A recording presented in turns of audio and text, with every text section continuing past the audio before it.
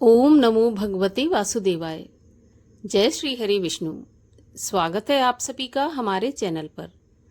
आज के इस वीडियो में हम आपको सुनाएंगे आषाढ़ मास के कृष्ण पक्ष की एकादशी योगिनी एकादशी व्रत की कथा।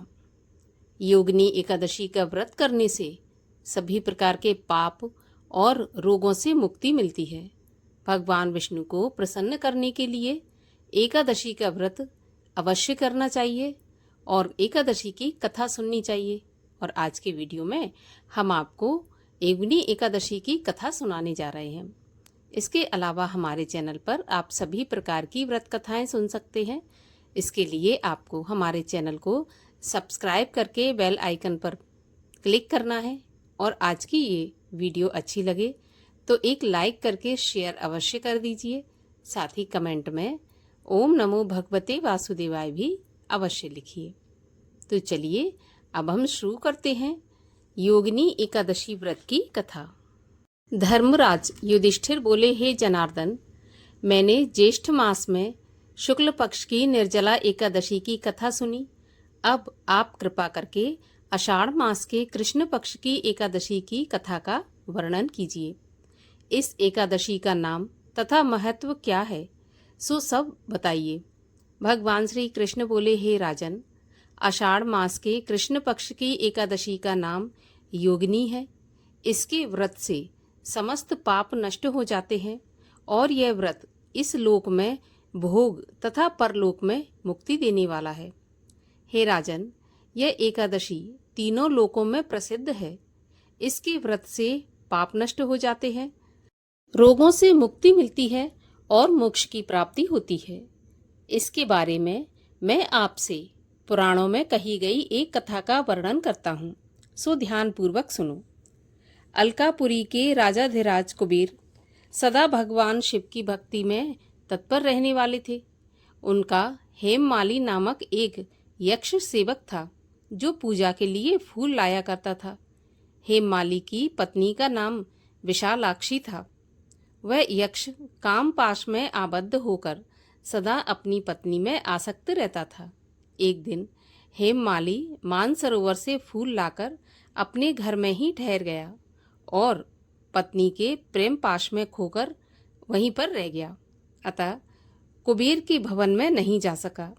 इधर कुबेर मंदिर में बैठकर शिव का पूजन कर रहे थे। उन्होंने दोपहर तक फूल आने की प्रतीक्षा की। जब पूजा का समय व्यतीत हो गया तो यक्षराज ने क्रोधित होकर सेवकों से कहा कि यक्षों, दुरात्मा हेममाली क्यों नहीं आ रहा। यक्षों ने कहा, राजन, वह तो अपनी पत्नी की कामना में आसक्त होकर घर पर ही रमण कर रहा है। ऐसा सुनकर कुबेर क्रोध से भर गए और तुरंत ही हेममाली को बुलवाया। वह आकर कुबेर के सामने खड़ा हो गया। उसे देखकर कुबेर बोले, अरे पापी, अरे दुष्ट दुराचारी, तूने भगवान की अवहेलना की है। अतः कोढ़ से युक्त और अपनी उस प्रियतमा से विमुक्त होकर इस स्थान से भ्रष्ट होकर अन्यत्र चला जा। कुबेर के ऐसा कहने पर वह उस स्थान से नीचे गिर गया। कोढ़ से सारा शरीर पीड़ित था, परंतु शिव पूजा के प्रभाव से उसकी स्मरण शक्ति लुप्त नहीं हुई थी। तदनंतर वह पर्वतों में श्रेष्ठ मेरुगिरी के शिखर पर गया। वहां पर मुनिवर मार्कंडे जी का उसे दर्शन हुआ। पापकर्मा यक्ष ने मुनि के चरणों में प्रणाम किया।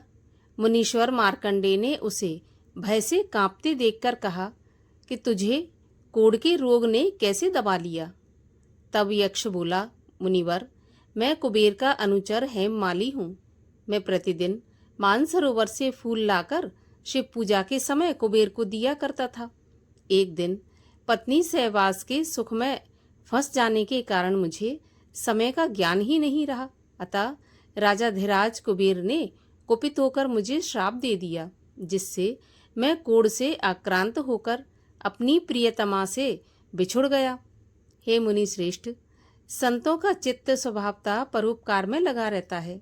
यह जानकर मुझ अपराधी को कर्तव्य का उपदेश दीजिए। मार्कंडे जी ने कहा, तुमने यहाँ सच्ची बात कही है, इसलिए मैं तुम्हें कल्याणप्रद व्रत का उपदेश करता हूँ। तुम आषाढ़ मास के कृष्ण पक्ष की योगिनी एकादशी का व्रत करो। इस व्रत के पुण्य से तुम्हारा कोढ़ निश्चय ही दूर हो जाएगा। भगवान श्री कृष्ण कहते हैं, राजन, मार्कंडेय जी के उपदेश से उसने योगिनी एकादशी का व्रत किया, जिससे उसके शरीर का कोढ़ दूर हो गया। उस उत्तम व्रत का अनुष्ठान करने पर वह पूर्ण रूप से सुखी हो गया। हे राजन, यह योगिनी का व्रत ऐसा पुण्यशाली है कि 88,000 ब्राह्मणों को भोजन कराने से जो फल प्राप्त होता है, वही फल योगिनी एकादशी का व्रत करने वाले मनुष्य को मिलता है। योगिनी महान पापों को शांत करने वाली और महान पुण्य फल देने वाली है। इस महात्म को पढ़ने और सुनने से मनुष्य सभी पापों से मुक्त हो जाता है और मोक्ष को प्राप्त करता है। तो बोलिए, एकादशी माता की जय, भगवान श्री हरि विष्णु की जय। और आइए अब सुनते हैं एकादशी माता की आरती। ओम जय एकादशी माता, ओम जय एकादशी माता, विष्णु पूजा व्रत को धारण कर शक्ति मुक्ति पाता। ओम जय एकादशी माता, तेरे नाम गिनाऊं देवी, भक्ति प्रदान करनी, गण गौरव की देनी माता, शास्त्रों में वर्णी। ओम जय एकादशी माता, मार्ग शीर्ष के कृष्ण पक्ष की उत्पन्ना विश्व तारणी जनमी, शुक्ल पक्ष में हुई मोक्षदा, मुक्तिदाता बन आई। ओम जय एकादशी माता, पौष के कृष्ण पक्ष की सफला नामक है, शुक्ल पक्ष में होए पुत्रदा, आनंद अधिक रहे।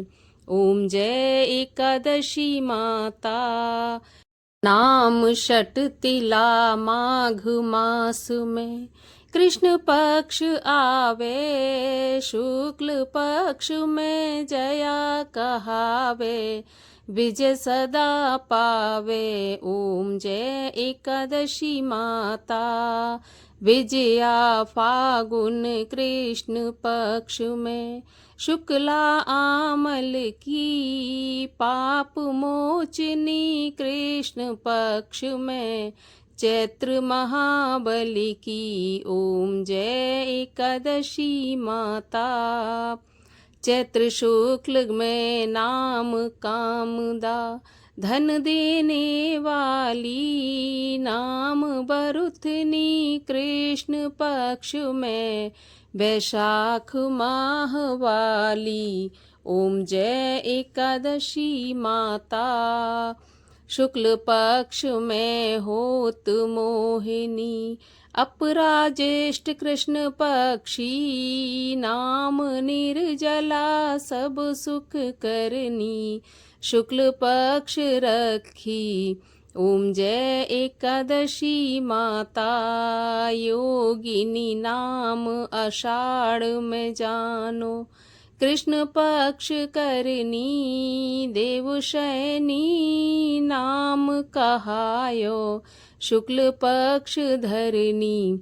ओम जय एकादशी माता, कामिका श्रावण मास में आवे, कृष्ण पक्ष कहिए, श्रावण शुक्ला होए पुत्रदा, आनंद से रहिए। ओम जय एकादशी माता, अजा भाद्रपद कृष्ण पक्ष की, परिवर्तनी शुक्ला, इंद्रा आश्विन कृष्ण पक्ष में, व्रत से भव सागर निकला। ओम जय एकादशी माता, पापांकुशा है शुक्ल पक्ष में, पाप हरन हारी, रमा मास कार्तिक में आवे, सुखदायक भारी। ओम जय एकादशी माता। देवोत्थानी शुक्ल पक्ष की दुखनाशक मैया, लौंद मास की करूँ मैं विनती, पार करो नैया। ओम जय एकादशी माता, शुक्ल लौंद में होत पद्मिनी, दुख दारिद्र हरनी, परमा कृष्ण पक्ष में होती, जन मंगल करनी। ओम जय एकादशी माता। जो कोई आरती एकादशी की भक्ति भाव सहित गावे, जन सामान्य स्वर्ग का वासा निश्चय ही पावे। ओम जय एकादशी माता। बोलिए एकादशी मैया की जय, ग्यारस माता की जय, भगवान लक्ष्मी नारायण की जय।